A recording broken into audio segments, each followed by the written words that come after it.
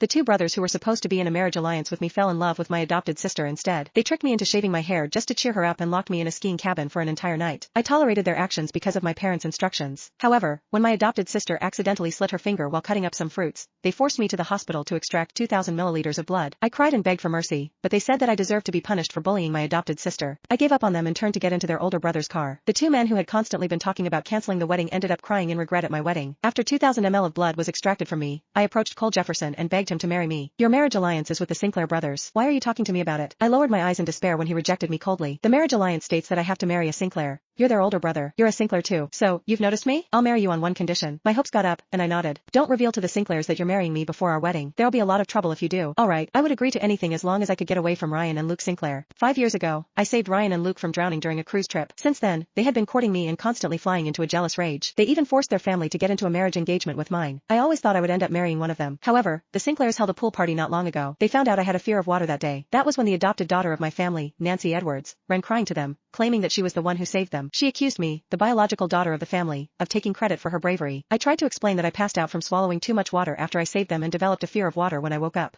I had not dared to swim since then. Although I provided evidence with a doctor's diagnosis report, they did not believe my words. They accused me of being the world's most unscrupulous heiress. Not only did I bully my adopted sister, but I even took credit for her good deed. I deserved to die in their eyes. I was not a clingy person. I begged my parents to cancel the engagement, but they wanted to be associated with an influential and powerful family like the Sinclairs and only instructed me to focus on preparing for the wedding no matter how hard I cried and begged. There was no other choice. I tried to be nice to the Sinclair brothers, but all I received in return were insults and bullying that were worse than the last. One time, Nancy's fringe was ruined by a hairstylist. To cheer her up, they tricked me into believing they had cancer and needed chemotherapy. They wanted my hair for a wig as I was their fiancé and it would be considered a wedding present for them. I shaved off my hair, which I loved a lot, as promised, but all they did after that was laugh at me while holding Nancy in their arms. You live up to the name of being a scheming woman who wants to climb the social ladder. You're really determined to get what you want. How could you do such a cruel thing to yourself? Do you think you can make us like you because of this? Too bad you're nothing compared to Nancy. You're just garbage that likes to take another person's credit. It doesn't matter that we're engaged. The moment you marry into the family, you would have stepped into hell. Nancy trampled on the strands of my black hair, which was littered all over the floor, with contempt. Her eyes were filled with disdain for me. No one was around to protect me back then, so I had no choice but to let you bully me. Things have changed between us now. It doesn't matter who your husband will be in the future. He'll only love me. With that, the three laughed happily. However, there was one thing they forgot. Ryan and Luke were not the only Sinclairs in their generation. They had another older brother who had long been forgotten, Cole. It finally felt like my life had gotten on the right track after I got out of Cole's car. Nancy kept creating trouble as the wedding date got nearer. Every time she flew into a temper, the Sinclair brothers would torture me just to cheer her up. It drained me mentally and emotionally. I was really exhausted. I might have promised Cole not to reveal that I was getting married to him, but I still decided to stop running after the Sinclair brothers and begging them to love me. When I pushed the door open, Nancy was twirling while dressed in my wedding gown. Ryan and Luke were smiling at her. Their love for her was so obvious. They pursed their lips at the same time when I entered. Didn't you pretend to pass out to get hospitalized? You acted like you had anemia and refused to donate your blood this morning.